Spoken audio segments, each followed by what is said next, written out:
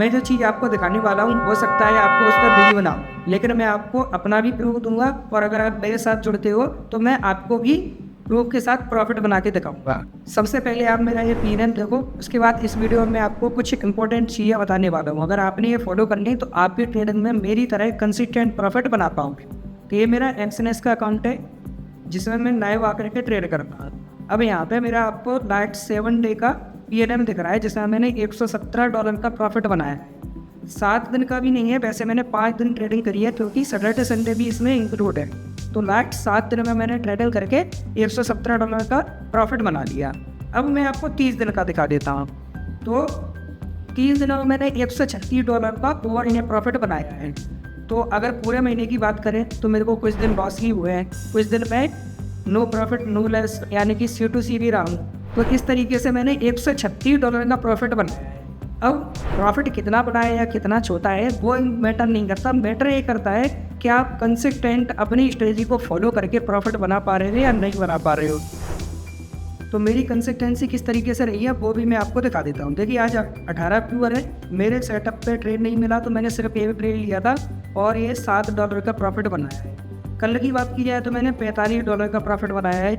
इससे पहले की बात की जाए तो मैंने 16 अक्टूबर को $16 का प्रॉफिट बनाया है और 15 अक्टूबर को मैंने यहाँ पे देखिए $20 का प्रॉफिट बनाया है और 14 अक्टूबर की बात की जाए तो मैंने $27 का प्रॉफिट बनाया है। तो ये कंसिस्टेंट मैंने प्रॉफिट बनाए हैं। अब मैं आपको कुछ रूल बता देता हूँ जिस वजह से मैं ये लगातार प्रॉफिट बना पा रहा हूँ। तो पहला रूल ये है कि कभी भी मैंने अपने सेटअप से हटकर ट्रेड नहीं लिया। जैसे लाइफ में आप लोगों को पता है मैं एक रिवर्सल ट्रेडर हूँ, सेल ऑन द राइज करता हूँ और बाय ऑन द डिप करता हूँ। तो जब तक मेरे को हाई पे मार्केट नहीं मिलता तब तक मैं एंट्री नहीं लेता क्योंकि वो मेरा सेटअप है। ठीक है, वो सही लगे गलत लगे वो अलग बात है, लेकिन मेरा सेटअप है तो मैं जब वो सेटअप बनता है तभी एंट्री लेता हूँ, उसके अलावा एंट्री नहीं लेता। अब मान लीजिए कि मैंने अपने सेटअप पे एंट्री ले ली, मार्केट मेरे फेवर में नहीं गया तो मैं स्टॉप लॉस दे देता हूँ। तो दूसरा रूल यही है कि जब भी मार्केट मेरे फेवर में नहीं जा रहा है तो मैं कंसिस्टेंट स्टॉप लॉस लेता हूँ, चाहे मेरा एक स्टॉप लॉस हो चाहे मेरा दूसरा स्टॉप लॉस हिट हो जाए।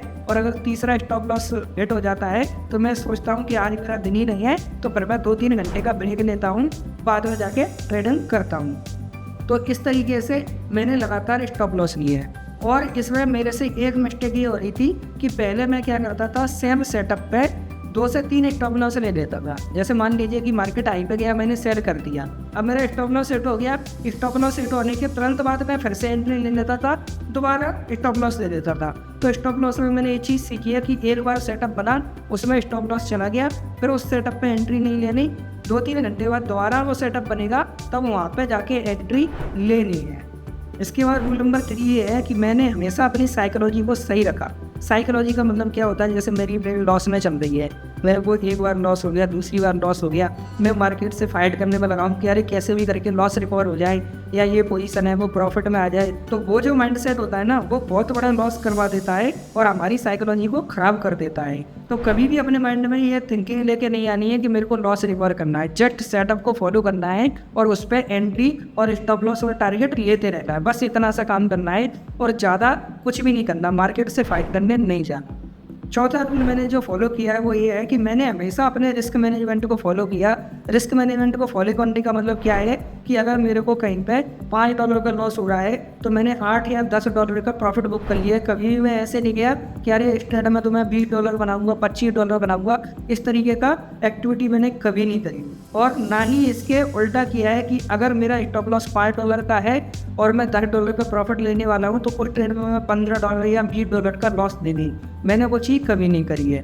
ठीक है, ये सारी चीज़ें आपकी ट्रेडिंग कर रहे हो तो साइकोलॉजी ख़राब होती है, लेकिन आपको पता होना चाहिए कि अब मेरी साइकोलॉजी ख़राब हो रही है, अब अगर मैंने आगे ट्रेड किया तो मैं लॉस में चला जाऊंगा। तो ये कुछ चीज़ें मैंने फॉलो करी हैं और इन चीज़ों से मैं लगातार कंसिस्टेंट प्रॉफिट बनाता जा रहा हूँ। देखिए पहले मेरे को पहले वीक में $30-35 का प्रॉफिट हुआ, दूसरे वीक में मेरे को $40-50 का प्रॉफिट हुआ, तीसरे वीक में मेरे को $50 से $60 का प्रॉफिट हुआ। अभी लास्ट वीक आपने देखा मेरे को $117 का प्रॉफिट हुआ। क्यों? क्योंकि मैं अपनी साइकोलॉजी को, ट्रेडिंग के रूल को, सेटअप को कंटिन्यू सही करता जा रहा हूँ। ठीक है, तो ये सारी चीज़ें मैंने करी हैं, उनकी वजह से मैं कंसिस्टेंट प्रॉफिट बना पा रहा हूँ। अगर आपने भी यही सेम चीज़ें फॉलो कर ली तो आप भी प्रॉफिट बना पाओगे। चार्ट रीडिंग और आपका जो सेटअप है वो सारी चीज़ें बाद में काम आती हैं। सबसे पहले आपका यही रिस्क मैनेजमेंट, स्टॉप लॉस कहाँ पे लेना है, अपने सेटअप पर ट्रेड लेना है, ओवर ट्रेड नहीं लेना है, अपनी साइकोलॉजी को सही रखना है, मार्केट से फाइट नहीं करनी है। ये कुछ रूल फॉलो करोगे आप भी मेरी तरह ट्रेडिंग में प्रॉफिट बना पाओगे। तो अगर आपको मेरा ये वीडियो अच्छा लगा हो तो वीडियो को लाइक कीजिए, और अगर आप लाइव में मेरा ट्रेड देखना चाहते हो मैं कैसे ट्रेड करता हूँ तो मेरे चैनल को सब्सक्राइब कीजिए। Thank you so much.